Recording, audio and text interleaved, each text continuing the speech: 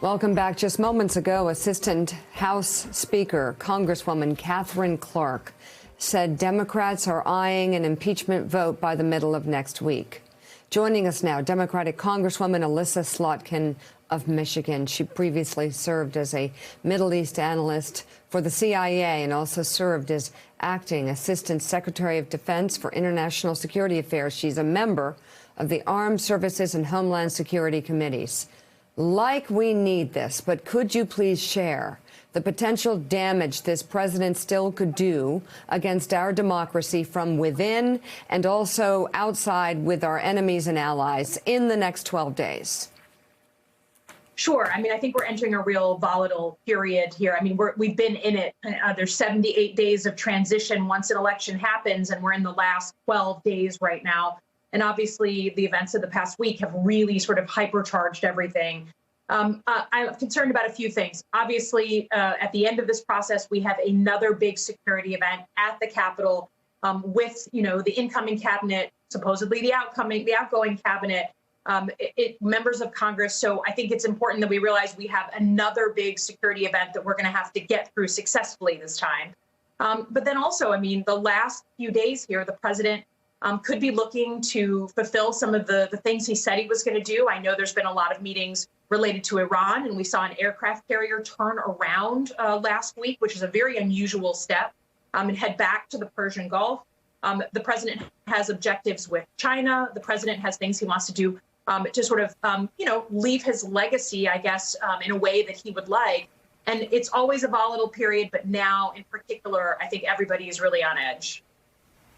I mean, it wouldn't, at this point, if this was someone outside of the White House, the CEO of a company, I mean, in the past week, we have seen him openly break laws. We've heard the tape with the Georgia Secretary of State, with an attorney, and the call being recorded.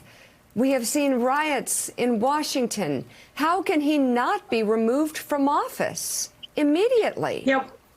That's something that we should all be asking these cabinet members who are allegedly resigning in protest. And I got to say, as someone who has lived through two transitions between administrations, between parties, resigning in protest in the last 2 weeks is really not resigning in protest. It's a paid vacation on the taxpayer dime after many, many years of enabling this man. But if they really are making a protest, if Betsy DeVos and all the Elaine Chao are really making a protest, they have the power, the unusual power of invoking the 25th Amendment. They can do that. I can't as just a sitting congresswoman.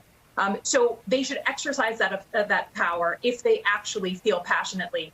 And it's not just a way to try to clean up their record at the end of an administration. And of course, Vice President Pence has that opportunity. Him and his family were literally put at risk by those rioters who came into the Capitol.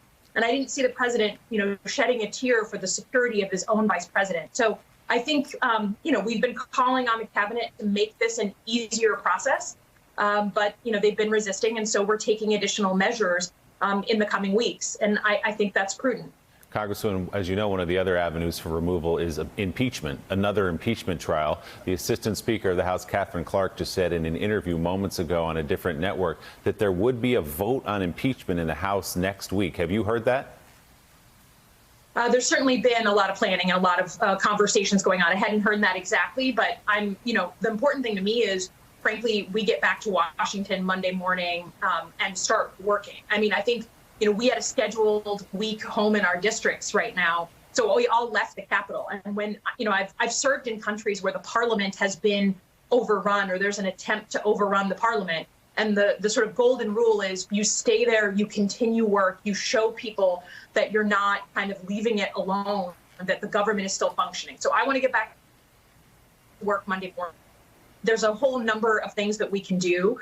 Frankly, I think it's important to sort of put down for history, even if not in a practical sense, can sort of be done because of the Senate, that we put down a marker that inciting insurrection like this is just unacceptable.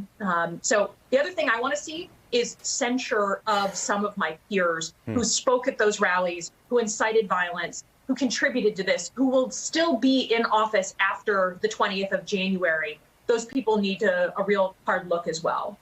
Thanks for checking out MSNBC on YouTube, and make sure you subscribe to stay up to date on the day's biggest stories. And you can click on any of the videos around us to watch more from Morning Joe and MSNBC. Thanks so much for watching.